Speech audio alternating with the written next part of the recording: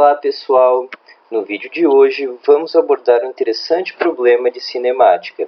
Será que existe diferença relevante de estar a 65 km por hora em vez de 60 km por hora numa eventual frenagem?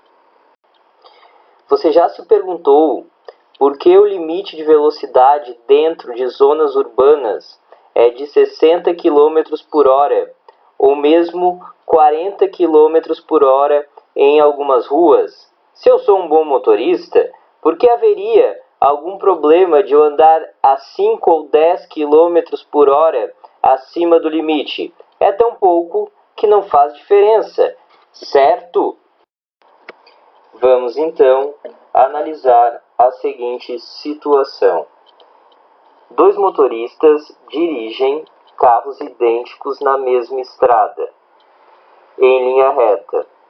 O carro A tem velocidade inicial de 60 km por hora e o carro B de 65 km por hora. No exato instante em que eles estão lado a lado, um obstáculo surge no meio da pista. Considere que os dois freiam da mesma maneira e com a mesma intensidade, sem sair da trajetória retilínea. Sabendo que o carro A tem velocidade final de 5 km por hora, quando bate no obstáculo, qual será a velocidade final do carro B quando bate no mesmo obstáculo? Para resolver o problema, realizamos algumas considerações. Primeiro, vamos supor que o tempo total transcorrido entre o avistamento do caminhão pelo motorista e o início efetivo da frenagem é igual a 1 segundo. Segundo, vamos supor que a desaceleração do carro na frenagem é igual a 10 metros por segundo ao quadrado. Começamos por calcular o deslocamento dos carros até o caminhão atravessado na pista através da análise do movimento do carro A. Para isso, dividimos o deslocamento realizado por ele em dois trechos. No primeiro trecho, no intervalo de tempo igual a 1 segundo, entre o avistamento do caminhão até o início efetivo da frenagem, o carro A tem movimento retilíneo com velocidade constante. No segundo trecho, após o início da frenagem, ele possui aceleração constante e igual a menos 10 metros por segundo ao quadrado. Nesse caso, o deslocamento foi calculado no primeiro trecho através da função horária da posição para o movimento retilíneo uniforme. No segundo trecho, foi utilizada a equação de Torricelli para determinar o deslocamento. Todos os valores utilizados estão nas unidades do Sistema Internacional. Então, substituindo os valores na equação, obtemos que a distância inicial entre os carros é igual a 30,5 metros.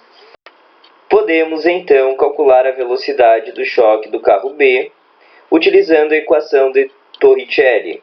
Chegamos então ao valor de 8,8 metros por segundo, ou 32 km por hora, para a velocidade do carro B durante o choque. Vamos observar a simulação do movimento. O gráfico na parte inferior da janela representa a velocidade dos carros em função do tempo. No primeiro segundo antes da frenagem, os carros mantêm velocidade constante. Quando a frenagem é iniciada, o carro A está a 13,8 metros do caminhão e o carro B a 12,4 metros.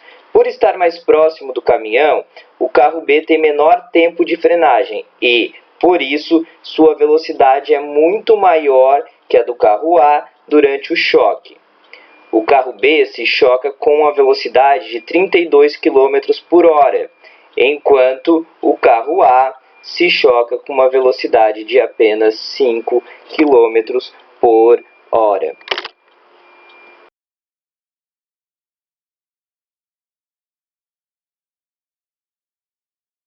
Vamos repetir a simulação.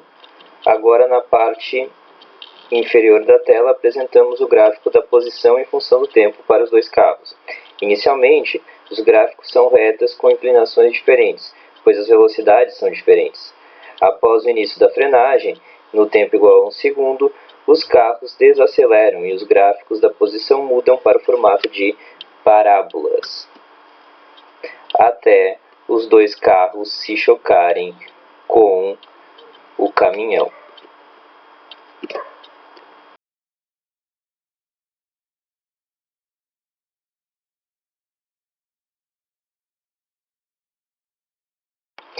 Concluindo, respondendo à pergunta inicial, se eu sou um bom motorista, porque haveria algum problema de eu andar a 5 ou 10 km por hora acima do limite? É tão pouco que não faz diferença, certo? Erradíssimo. No exemplo abordado, o carro A, com velocidade inicial de 60 km por hora, colide com o caminhão com velocidade de 5 km por hora, enquanto o carro B, com velocidade inicial de 65 km por hora, colide com o mesmo caminhão a velocidade de 32 km por hora.